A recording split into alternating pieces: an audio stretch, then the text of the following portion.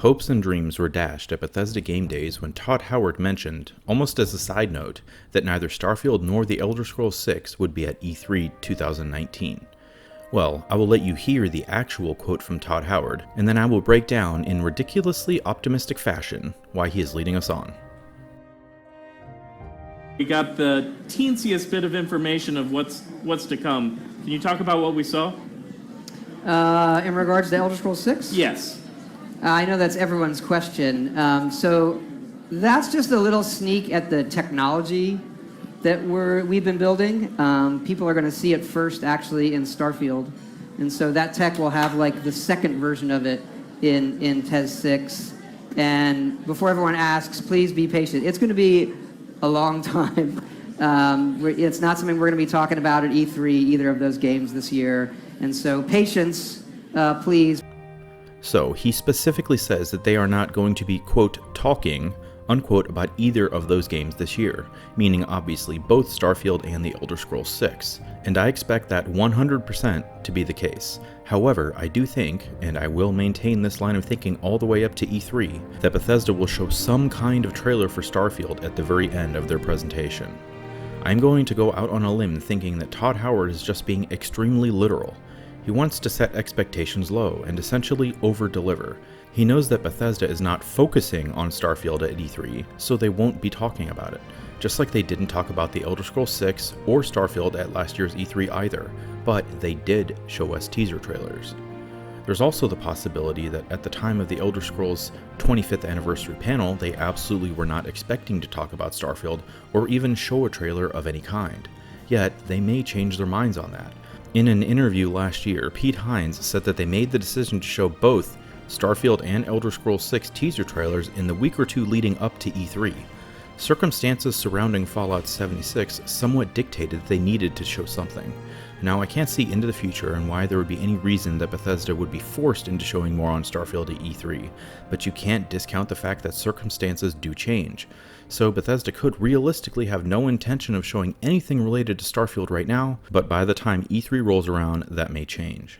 All that said, I think the plan is, and has always been, to at least show us a trailer at the end of the presentation. My biggest reason for thinking this is simply the E3 press conference notification that they sent out and plastered all over Twitter. The top part of the invitation is literally hashtag BE3 written in twinkling stars. All of Bethesda's characters are standing in a field. It is at night, and there are other stars in the sky. The message literally could not be clearer. Now, some of you may say that they are just messing with us, trying to find something funny, and in the end there won't be anything related to Starfield shown at E3. Normally, for most companies, I would agree, but Bethesda has had a rough last 6 months. Any goodwill that would allow them to do something like this has long been lost. Their fans, even their most hardcore supporters, are at best being patient about Fallout 76 getting fixed. Many others tried the game and left it, and still more never even gave it a shot. After all, many core Bethesda fans and supporters prefer solely single-player experiences.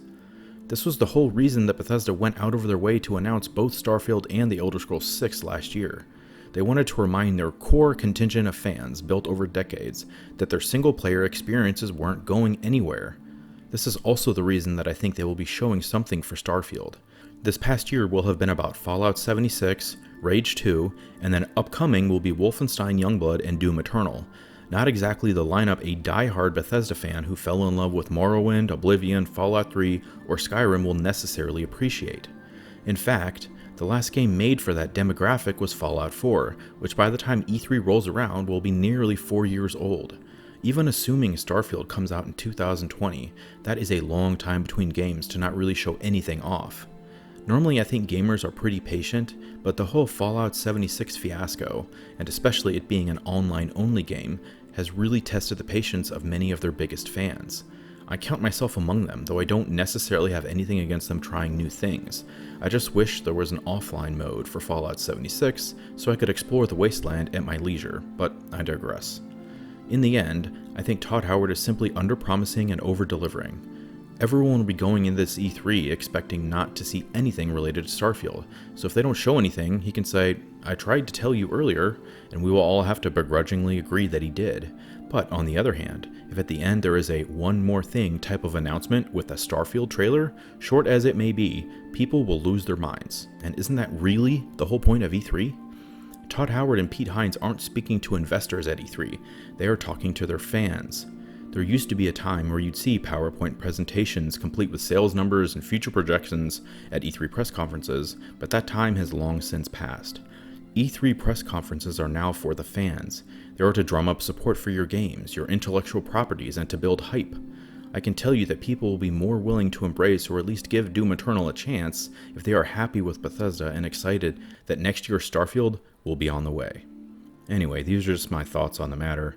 In my opinion, Bethesda will show Starfield in some capacity at E3, and while they don't necessarily have to, it would help their image with fans tremendously if they do.